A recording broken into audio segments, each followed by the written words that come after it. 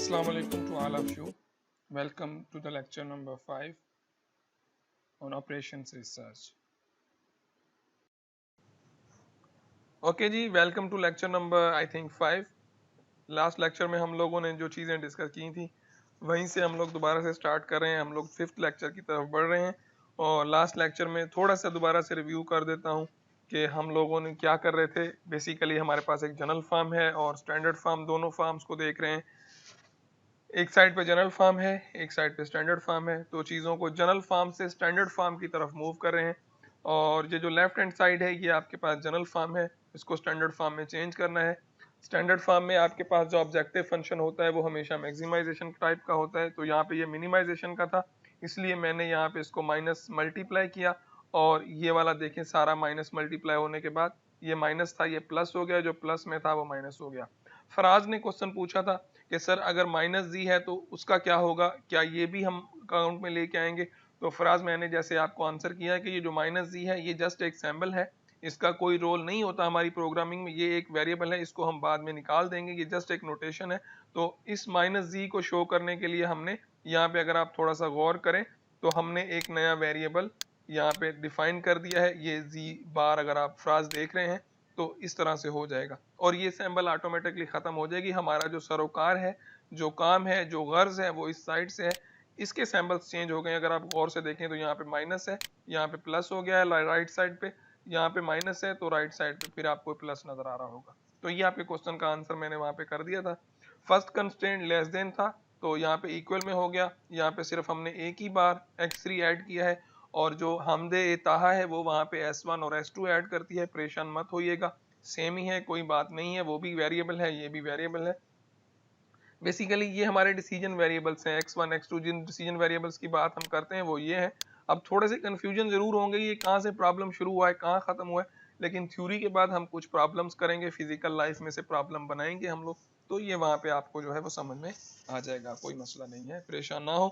तो जैसे कशिश ने क्वेश्चन किया कि सर अगर ये एक साइड लेस है तो क्या हम बार बार वेरिएबल ऐड करेंगे. उसकी ज़रूरत हरगिज़ नहीं पड़ती, सिर्फ हम एक ही वेरिएबल यहाँ पे ऐड कर देंगे. ये लेस देन है तो ये इक्वल साइन में चेंज हो जाएगी. तो ये एक ही दफ़ा आप लोग ऐड करेंगे या सब्ट्रैक्ट करेंगे. अगर आप चीज़ ऐड कर रहे हैं तो इसका मतलब आप स्लैक वेरिएबल यूज कर रहे हैं. अगर आप सब्ट्रैक्ट कर रहे हैं तो इसका मतलब है आप सरप्लस वेरिएबल यूज कर रहे हैं. और ये कोई फिक्स नहीं है कि x3 x4 है, इनकी जगह पे आप कोई भी वेरिएबल ले सकते हैं. x5 x6 s1 a1 a2 जो आपका दिल चाहे आप कर सकते हैं. इसी तरह से जो हमारे पास तीसरे पॉइंट पे सेकंड कंस्ट्रेंट है x1 x2 लेस देन 3 है, इक्वल में चेंज कर दिया. यहाँ पर भी आपने स्लैक वेरिएबल ऐड किया. तो सिंपली ये चीज़ें इनइक्वालिटी से आपने इक्वेशन में चेंज कर दी. बहुत से दोस्तों ने ये सवाल किया कि सर इकोनॉमिक्स में ये इस तरह से है, वो उस तरह से है. इकोनॉमिक्स का मुझे आइडिया नहीं है कि क्योंकि मैंने वो कोर्स पढ़ा नहीं है और शायद वहाँ पे ऐसा कोई कॉन्सेप्ट हो, लेकिन इस कोर्स में we are just interested to balance our inequality. Inequality को जब आप इक्वेशन में चेंज करेंगे तो आप ऐड करेंगे या सब्ट्रैक्ट करेंगे कोई वेरिएबल. और हाँ, जब सॉल्यूशन करते हैं हम लोग तो डेफिनेटली कभी कभी ये जीरो हो जाते हैं इन द सॉल्यूशन. मतलब x4 in the last zero आएगा या x3 जीरो आएगा. अगर ये जीरो आ जाता है तो ये बहुत अच्छी यूटिलाइजेशन है. इसका मतलब ये है कि आपके पास जो वर्किंग आवर्स थे या जो कंस्ट्रेंट्स थे वो आपने फुली चीजें यूज की हैं. ये x3 ये जो है ये क्वांटिटी वो है जो आपके पास कम पड़ रही है, मतलब हमने खुद से ऐड की है. और अगर आप कोई चीज सब्ट्रैक्ट कर रहे हैं तो इसका मतलब है वो रिसोर्सेज आपके पास ज्यादा थे और वो उनका बेस्ट यूटिलाइजेशन हो गया. और अगर ये बच जाते हैं तो इसे हम अबंडेंट रिसोर्सेज या स्कैर्स रिसोर्सेज भी कहते हैं. आगे प्रॉब्लम्स करेंगे तो उनमें ये क्वेश्चंस के आपके आंसर हो जाएंगे. आपके क्वेश्चन बिल्कुल वैलिड थे, बहुत अच्छे सवाल थे. इसका मतलब है आप फोकस कर रहे हैं और सही आगे बढ़ रहे हैं. इसी तरह से फोकस रखें और आगे बढ़ते जाएं और फ्रीली क्वेश्चन पूछें. परेशान ना हो कि ऑनलाइन है, ये है, वो है, कुछ भी नहीं है. I am there for you guys. You are free to ask question about course. जो मुझे आ रहा है डेफिनेटली यहीं पे आंसर करूंगा, जो मुझे नहीं आएगा तो वो नेक्स्ट लेक्चर में हम लोग डिस्कस कर लेंगे. लेकिन आप चीजें पढ़ें और क्वेश्चन करें ताकि ये चीजें कवर होती जाएं. फिर हमारे पास फोर्थ कंस्ट्रेंट था, इसको भी आपके पास यहाँ पे देखें, हमारे पास एक ग्रेटर देन वाली साइन आ गई है. तो यहाँ पे हमने सब्ट्रैक्ट किया है. सब्ट्रैक्ट इसलिए किया है क्योंकि अब ये वाली साइड जो है, जो आपकी लेफ्ट हैंड साइड पे जनरल फॉर्म में, ये ग्रेटर देन है इस साइड से, तो इसका मतलब है इसको बैलेंस करने के लिए इसमें से कुछ सब्ट्रैक्ट करना पड़ेगा, तो जब सब्ट्रैक्ट करेंगे तो वो सरप्लस वेरिएबल होता है। यहां तक हम लोगों ने लास्ट क्लास में डिस्कस कर लिया था। अब पांचवा है, इसमें अनरिस्ट्रिक्टेड वेरिएबल है। आई एम सॉरी, मैंने आपको पहले ही कहा था कि अब आप लोग जो है अनरिस्ट्रिक्टेड वेरिएबल मैंने आपको पॉइंट नोट करवाया है अपनी डायरीज में, तो आप थोड़ा सा जब ये लेक्चर खत्म हो जाएगा तो आप नेक्स्ट लेक्चर में जब आएंगे तो अनरिस्ट्रिक्टेड वेरिएबल को थोड़ा सा पढ़ के आएंगे। और ये मेरे ख्याल में मैं छोड़ देता हूँ एक तो मुजफ्फर के लिए, जब मुजफ्फर नेक्स्ट लेक्चर में आएंगे, जब हम नेक्स्ट लेक्चर स्टार्ट करेंगे तो मुजफ्फर हमें ज़रूर बताएंगे थोड़ा सा कि मुजफ्फर आप आई थिंक आप सुन रहे होंगे, नोट कर लें, जब आप नेक्स्ट लेक्चर में आएंगे तो आप हमें थोड़ा सा बताएंगे कि अनरिस्ट्रिक्टेड वेरिएबल्स किस तरह से होते हैं और उनका यूज़ कहाँ पे होता है। तो ये आपके लिए समझें कि थोड़ा सा 5 मिनट की आप प्रेजेंट करेंगे, आपको टाइम देंगे तो आप प्रेजेंट कीजिएगा। बहरहाल मैं अपनी तरफ से कोशिश करता हूँ इसको कवर करने की, लेकिन आप इसको पढ़ के आइएगा नेक्स्ट लेक्चर में। आपको याद है, आपको मैं लास्ट टाइम पढ़ा चुका हूँ, आपको पता है कि मुझे चीज़ें भूलती नहीं है, मैं जिसको जो टास्क देता हूँ मुझे याद रहता है, मुझे भूलेगा नहीं। आई होप कि आप थोड़ा सा इसको स्टडी करके ज़रूर आएंगे। तो अब x1, अब constraint for the decision variable x1 x2, अगर यहाँ पे हम लोग देखें तो x1 ग्रेटर देन 0 है पूरा ओवरऑल, तो ये ओके है हमारे लिए। लेकिन जब हम x2 की बात करते हैं तो x2 अनरिस्ट्रिक्टेड वेरिएबल है। x2 अनरिस्ट्रिक्टेड वेरिएबल का मतलब है इस पे रिस्ट्रिक्शन नहीं है, लेकिन हम इस पे रिस्ट्रिक्शन लगाएंगे, इसको हमने ग्रेटर देन रखना है हमेशा। अब हम इसको दो पार्ट्स में ब्रेक करेंगे। अगर आप राइट साइड पे देखें जहां पे मैं रेड मार्क कर रहा हूं, तो ये देखें हमने x2 को ब्रेक कर दिया x2 डैश और माइनस x2 डबल डैश। जब भी अनरिस्ट्रिक्टेड वेरिएबल होगा तो उसको दो पीसेस में ब्रेक कर दिया जाएगा, मतलब x2 को रिप्लेस कर देंगे x2 डैश और x2 डबल डैश। ऐसा क्यों करेंगे?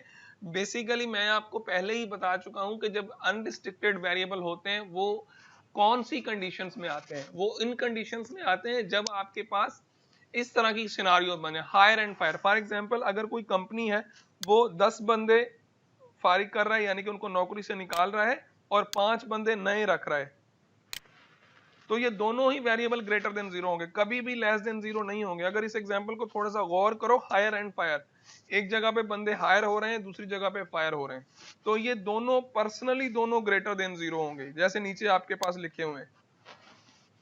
तो ये है अनरिस्ट्रिक्टेड वेरिएबल्स के साथ डील करने का तरीका, यानी कि जब भी आपके पास अनरिस्ट्रिक्टेड वेरिएबल कोई भी हो उसको आप इस तरह से दो हिस्सों में ब्रेक कर सकते हैं, x1 और x2, डैश और डबल डैश, और ये दोनों ग्रेटर देन 0 होंगे। मतलब 5 बंदे उन्होंने नौकरी से निकाल दिए, 10 बंदे फॉर एग्जांपल रख लिए, लेकिन जो बड़ा होगा उसको पहले रख लेंगे। अगर x2 ज्यादा है तो उसको, डबल बार ज्यादा है तो उसको फर्स्ट में रखेंगे, इसको बाद में रखेंगे। नेगेटिव वैल्यूज नहीं लेंगे, हमेशा पॉजिटिव वैल्यूज लेंगे। तो शायद अब आपको अंदाजा हो गया होगा कि अनरिस्ट्रिक्टेड वेरिएबल्स किस तरह से हैं। फर्दर जब नेक्स्ट क्लास में आएंगे तो आप लोग भी पढ़ के आएंगे, मुजफ्फर के लिए टास्क मैंने छोड़ा है, वो भी पढ़ के आएगा, तो शायद वो आप अपनी लैंग्वेज में आपको बेहतर तरीके से समझा देगा वो। अब ये था, आपने जनरल फॉर्म में से स्टैंडर्ड फॉर्म में चीज़ों को तब्दील कर लिया। मेरे ख्याल में अगर आपको क्वेश्चन दिया जाए कि आप जनरल फॉर्म में से स्टैंडर्ड फॉर्म में तब्दील करें, तो मेरे ख्याल में अब आप आसानी से जो है जनरल फॉर्म में से स्टैंडर्ड फॉर्म में चीज़ें तब्दील कर पाएंगे। तो कैसे करेंगे? अगर आपको कोई भी क्वेश्चन मिला हुआ हो जनरल फॉर्म में, जनरल फॉर्म जो है उसमें आपके पास मिनिमाइजेशन का प्रॉब्लम है और कंस्ट्रेंट्स मिले हैं, तो आपने सिंपली उनको ट्रांसफ़र करके और स्टैंडर्ड फॉर्म में चेंज कर देना है। तरीका आप लोगों ने सीख लिया, आगे एग्जाम्पल भी होगा, वो भी देखते हैं। तो अब आ गया है कैनोनिकल फॉर्म।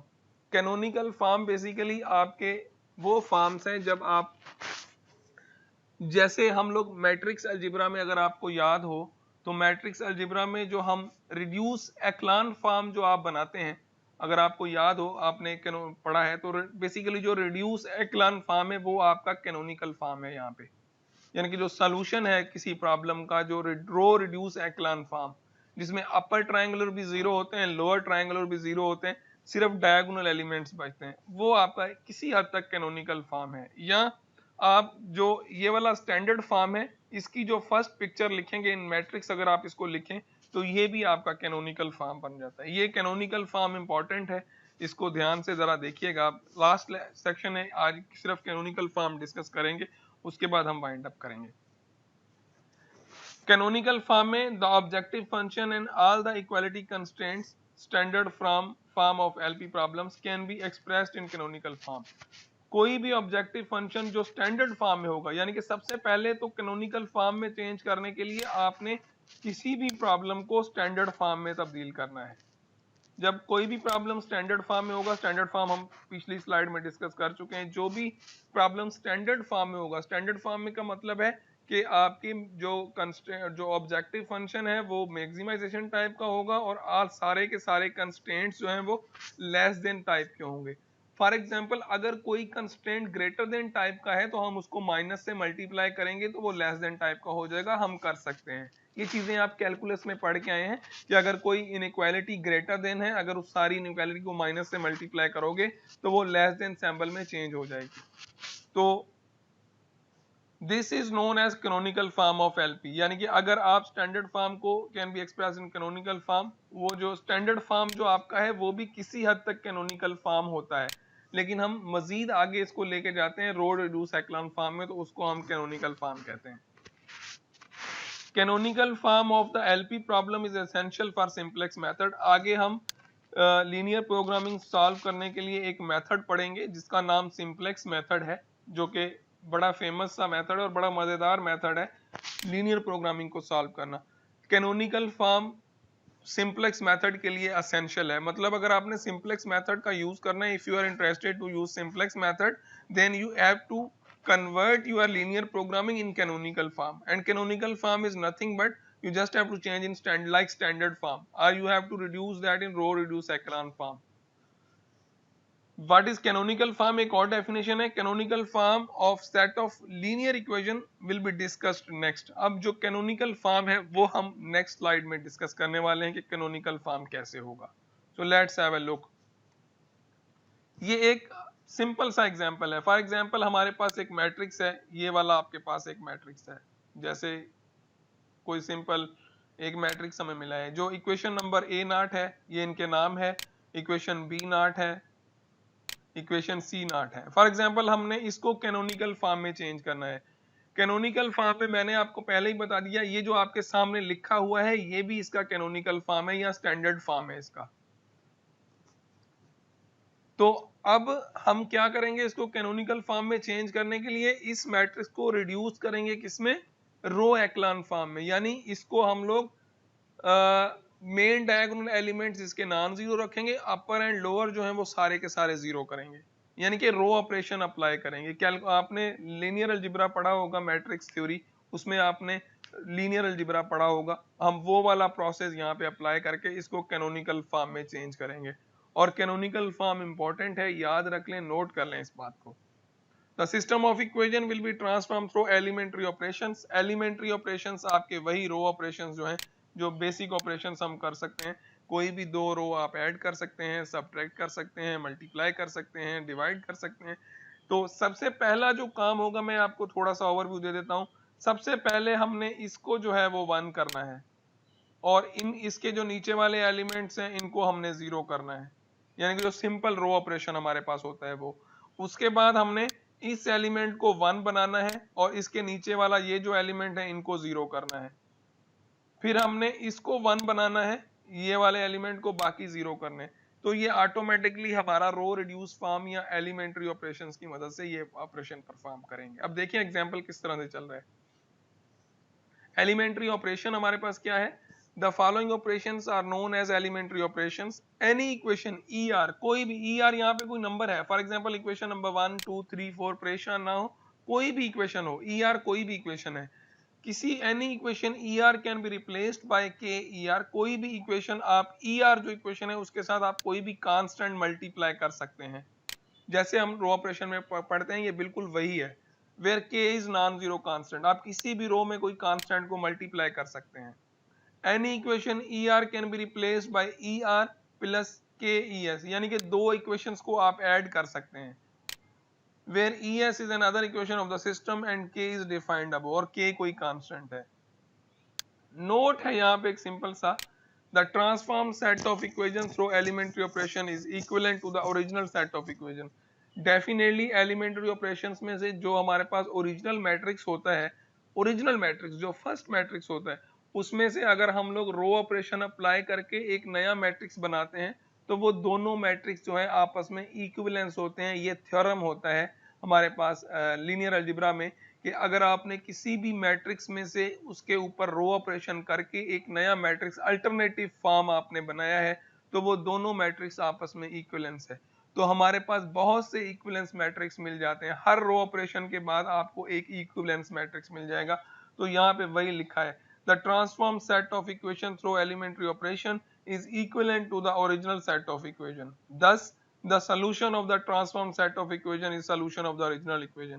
तो जो हमने ट्रांसफॉर्म इक्वेशन की होगी कैनोनिकल फॉर्म में उसका जो सॉल्यूशन होगा वही सॉल्यूशन ओरिजिनल मैट्रिक्स का होगा।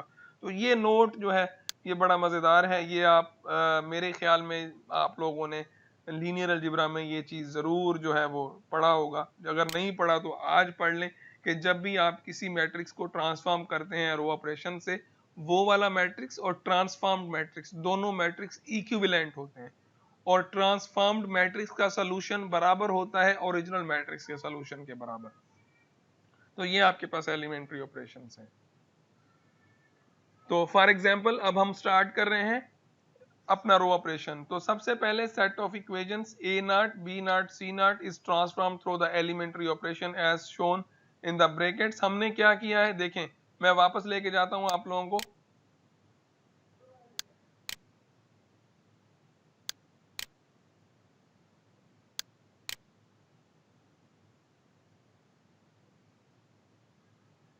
यानी अगर हम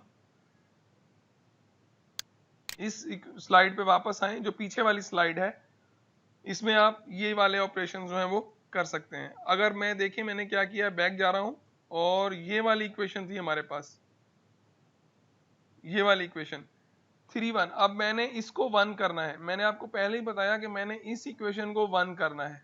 अब इसको 1 करूंगा तो ये कैसे 1 होगी, डेफिनेटली मुझे इस सारी इक्वेशन को 1/3 से डिवाइड करना पड़ेगा। यानी कि a नॉट जो इक्वेशन है उसको 1/3 से डिवाइड करूं तो ये 1 हो जाएगा और ये 2/3 हो जाएगा, ये 1/3 हो जाएगा। और इनको मैंने 0 करना है। इनको 0 कैसे करूंगा वो आगे देखते हैं। अब देखें मैंने यही किया है। देखें अगर आप गौर करें यहाँ पे, तो मैंने जो फर्स्ट इक्वेशन थी a नॉट, a1 नई इक्वेशन जो है a1, यानी कि ये वाली जो इक्वेशन है हमारी ये a1 है और वो किसके बराबर है 1/3 a नॉट। यानी कि a नॉट को पीछे वाली जो इक्वेशन है, यानी अगर मैं आपको शो करूं इस इक्वेशन के साथ हमने 1/3 को मल्टीप्लाई किया है। 1/3 से मल्टीप्लाई करने से हमें क्या मिलेगा, ये वाली इक्वेशन जो है 1/3, इसके साथ मैं अगर इसको मल्टीप्लाई करूंगा तो ये वाली जो कोफिशिएंट है वो 1 हो जाएगा, जो कि आपके सामने यहाँ पे इस स्लाइड में ये वाला कोफिशिएंट 1 है। और बाकी ये दोनों मैंने 0 कर लिए हैं। अब रो ऑपरेशन आप लोगों ने पढ़े हैं किस तरह से होते हैं, मैं उस डिटेल में नहीं जाऊंगा। ये यहाँ पे प्रोसेस लिखा हुआ है कि b1 is equal to b not minus a1। आपने ये वाली इक्वेशन b नॉट में से माइनस करेंगे, c1 is equal to c not minus 2a1। अब रो ऑपरेशन आप खुद परफॉर्म कीजिएगा, करके देखें। तो मैंने इस इक्वेशन को रिड्यूस करता जाऊंगा, जैसे मैंने आपको बताया बिल्कुल वही प्रोसेस होगा। देखें अब ये वाला मैंने आपको कहा था कि पहला कोफिशिएंट 1 होगा, बाकी सारे 0, इसके नीचे 0। ये देखें ये भी 0 हो गया और ये भी 0 हो गया। इसी तरह से अब ये वाला 1 बचेगा और बाकी सारे जो हैं वो 0 हो जाएंगे। लास्ट में हमारे पास ये इसका कोफिशिएंट 1 बचेगा और वो सारे 0 हो जाएंगे। तो ये देखें आप, और इन द लास्ट हमारे पास ये सॉल्यूशन हमें मिला, ये वाला जो सॉल्यूशन है रो ऑपरेशन। क्योंकि मैं रो ऑपरेशन को डिस्कस करने वाला नहीं हूं, अब आप ये खुद प्रैक्टिस कीजिएगा, अगर समझ में आ जाए तो ठीक है, वरना रो ऑपरेशन वाला सेक्शन जो है वो रिपीट करें। अब देखिए हमारे पास ये इक्वेशन बची हैं a3, b3 और c3। अब ये जो a3, b3 है, यानी कि ये जो इक्वेशन है हमारे पास, ये इक्वेशन जो है ये आपकी कैनोनिकल फॉर्म है। आप खुद देख लें कि ये रो रिड्यूस एक्लॉन फॉर्म है। सिर्फ डायगोनल एलिमेंट्स जो है हमारे पास बचे हैं, बाकी सारे के सारे हमारे 0 हो गए। इसका मतलब है x1 is equal to 1, y is equal to 2 और z इज इक्वल टू 3। और ये जो इक्वेशन है बेसिकली ये हमारी कैनोनिकल फॉर्म है, आपकी कैनोनिकल फॉर्म है। अगर मैं इस को आप देखें तो इसमें से हमें वो इक्वेशन मिल रही है, ये वाली। मेरे ख्याल में आपको अंदाजा हो गया होगा कि ये इसमें क्या हुआ है। थोड़ा सा कंफ्यूजिंग जरूर है, लेकिन इसको ट्राई कीजिएगा। स्लाइडें आपके पास हैं, प्रोसेस साइड में यहाँ पे लिखा हुआ है कौन कौन से ऑपरेशंस किए हैं और किस तरह से ये ऑपरेशंस हुए हैं, ये आपके पास यहाँ पे है और आप इनको ज़रूर ट्राई कीजिएगा। ये सारे प्रोसेस आपके पास लिखे हुए हैं, ये प्रोसेस इन पे अप्लाई करके देखिएगा। नेक्स्ट लेक्चर में फिर डिस्कस ज़रूर कीजिएगा, क्योंकि अब रो ऑपरेशन डिस्कस करना मेरे लिए थोड़ा मसला है। या आप सिंपली इस एग्जाम्पल को ऑनलाइन सॉल्वर आपने पढ़े हैं, किसी भी ऑनलाइन सॉल्वर में रखेंगे तो आपको यही सॉल्यूशंस मिलेंगे।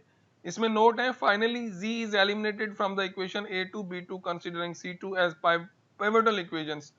तो पिवट इक्वेशन क्या होती है? जिस इक्वेशन में अगर हम फर्स्ट इक्वेशन कर रहे थे तो हमारी ये वाली पिवट इक्वेशन थी, फिर सेकंड में हम इसको 1 कर रहे हैं तो ये पिवट इक्वेशन होगी, थर्ड में ये पिवट इक्वेशन होगी। तो ये प्रोसेस होता है पिवट इक्वेशन का। पिवट इक्वेशन वो इक्वेशन होती है जिसपे हम लोग काम कर रहे होते हैं। तो मेरे ख्याल में उम्मीद है कि आप लोगों को आइडिया हुआ होगा, समझ में आया होगा कि ये किस तरह से प्रोसेस चल रहा है। और लास्ट में नोट है आप लोगों के लिए, pivot equation is transform first and using transform pivot equation is and other equations in the system are transformed. अब इसका मतलब ये है, ये जो नोट है इसका मतलब ये है, मैं वापस चलता हूं। देखें, सबसे पहले हमारी जो पिवट इक्वेशन थी वो ए नॉट थी, यानी कि हमने ए नॉट पहले फाइंड की, फिर हमने बी वन फाइंड की, फिर हमने सी वन फाइंड की। तो हमारी पिवट इक्वेशन यहाँ पे ए नॉट थी। लेकिन जब आप दूसरी स्लाइड में आएंगे तो हमने हमारी जो पिवट इक्वेशन थी वो आपकी बी वन थी, यानी कि बी वन आपका पिवट इक्वेशन है, ये वाली इक्वेशन, ये वाली जो बी वन है, बी वन, ये वाली इक्वेशन, इससे हमने दूसरी इक्वेशन बनाई है। तो हर ऑपरेशन जब आप एलिमेंट्री रो ऑपरेशन करते हैं तो हर ऑपरेशन में पिवट इक्वेशन अलग होती है। पहले हमने इसको 1 बनाना था तो ये पिवट इक्वेशन थी हमारी, फिर हमने इसका कोफिशिएंट 1 बनाना था तो ये पिवट इक्वेशन हुई, फिर लास्ट में हमने इसका कोफिशिएंट 1 बनाना है तो ये पिवट इक्वेशन होगी। ये वो नोट में अब बेसिकली लिखा हुआ है कि किस तरह से पिवट इक्वेशन जो है वो हो रही है। और ये जो फॉर्म है आपका, जिसको मैंने अभी येलो से मार्क कर रहा हूं, ये आपका जो फॉर्म है बेसिकली, ये फॉर्म आपका कहलाता है कैनोनिकल फॉर्म। कैनोनिकल फॉर्म्स के मुराद है कि आप उसको रो रिड्यूस एक्लान फॉर्म में चेंज कर देंगे और जो भी फॉर्म आपको मिलेगा वो आपका कैनोनिकल फॉर्म होगा। सो pivotal operation at each step to eliminate one variable at a time from all equations except one is known as pivotal operations।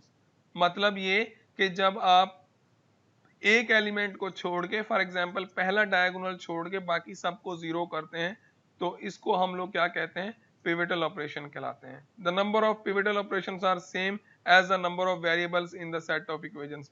जितने इक्वेशन में वेरिएबल होंगे, अगर फॉर एग्जांपल 3 वेरिएबल हैं तो 3 पिवटल ऑपरेशन होंगे। Obvious है कि पहली रो का कॉलम 1 करना है तो उसमें एक पिवट होगा, सेकंड का दूसरा होगा, थर्ड का तीसरा होगा। जितने नंबर ऑफ वेरिएबल्स होंगे उतने pivotal operation आपके पास होंगे।